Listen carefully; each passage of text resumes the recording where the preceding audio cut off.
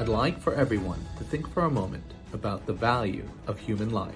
And does one person's life have any more value than another person's? The current fee-for-service healthcare system rations out care based on the patient's ability to pay. I believe this is unethical. It is criminal. 95% of the country is still functioning on this fee-for-service model. I believe everyone should be treated the same. Everyone should have access to primary care regardless of their ability to pay.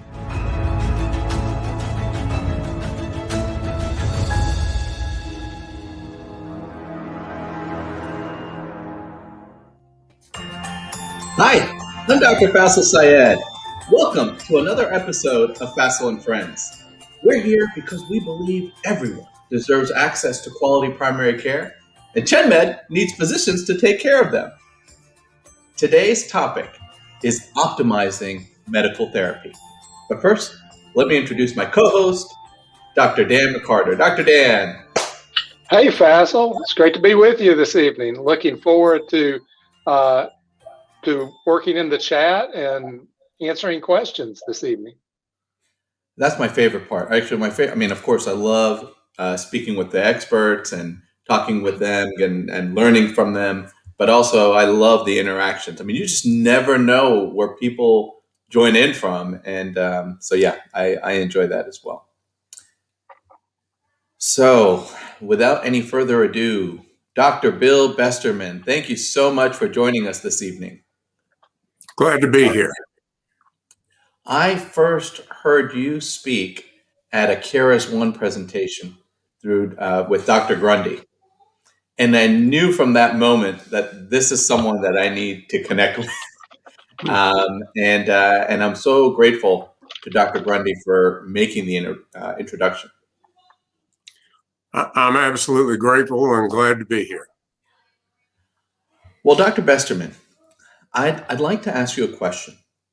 When we're talking about optimizing medical therapy, many residents, many young doctors are now learning about medication management being superior or the same as interventions. But I'd like to take us back.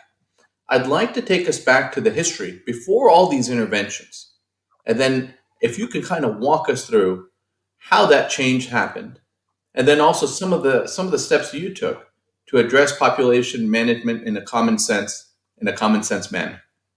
All right. Well, I guess it was about 1980 that I went to a small town in South Carolina, Beaufort, South Carolina.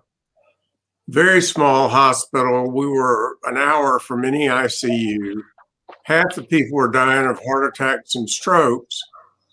And we didn't have an ICU, and so we had to start one from scratch. It was a very small hospital. And since half the people were dying of heart attacks and strokes, and I was an internist, I was the guy with the most training in those conditions, and I just got thrown into it. I really hadn't realized that was what was going to happen. And I faced many, many families that I knew with bad news, which was heartbreaking. And that drove me to really be interested in this topic. And I literally I evolved into practicing effectively preventive cardiology. And I referred many, many patients, hundreds of patients, to have revascularization. And then in 1995, I read this article from Dr. Peter Libby at Harvard saying, really, heart attack is all about plaque rupture that may occur in an artery that was totally unblocked prior to the rupture. It causes a clot. And so a stent or bypass prior to that event isn't going to make any difference. And so going way back in 1995, we knew that only 14% of heart attacks occur in an artery that's more than 70% blocked. And that's what you got to have to justify a bypass or a stent. Well, that knocked me over.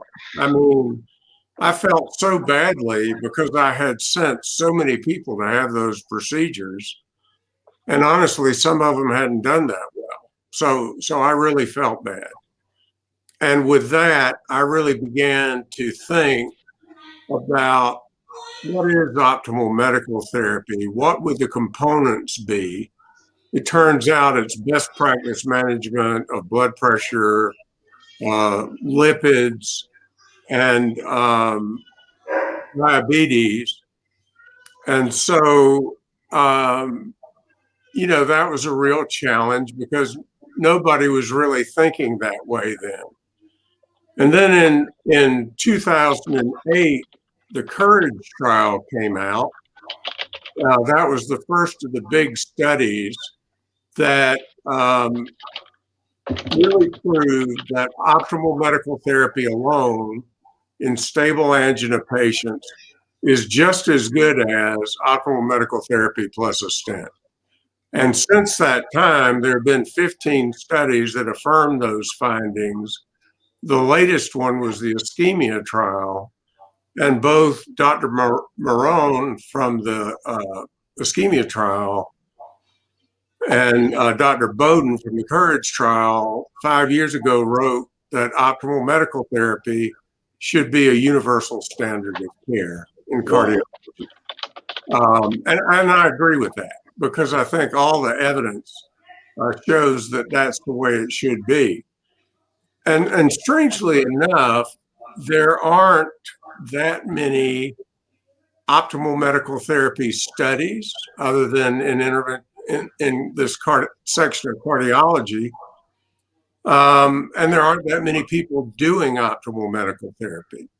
So optimal medical therapy is evidence-based practice consistent with best practices. And that's compared with usual care.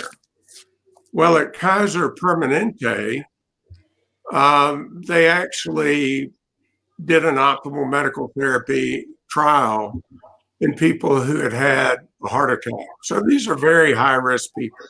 Sure.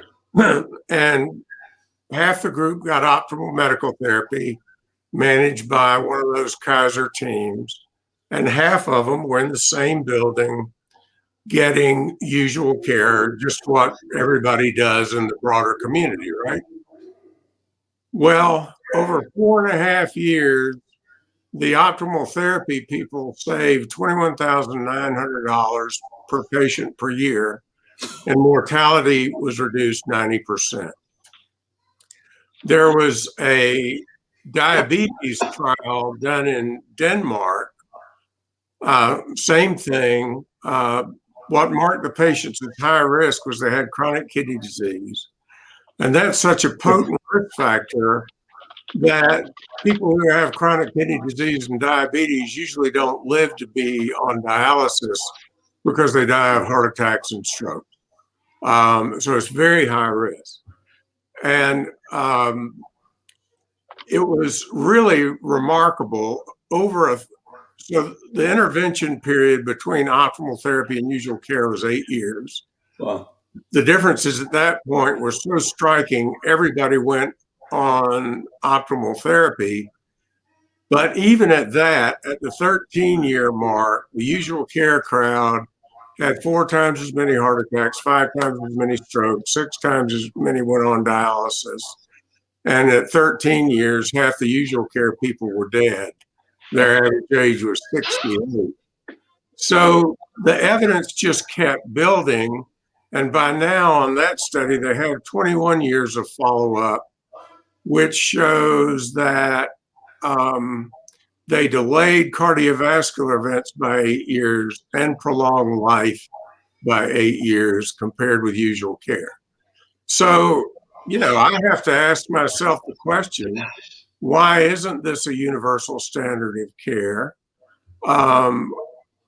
Why are we still doing usual care? Why aren't we using protocols and systems and teams to get this done? So I really, I'm serious about it. So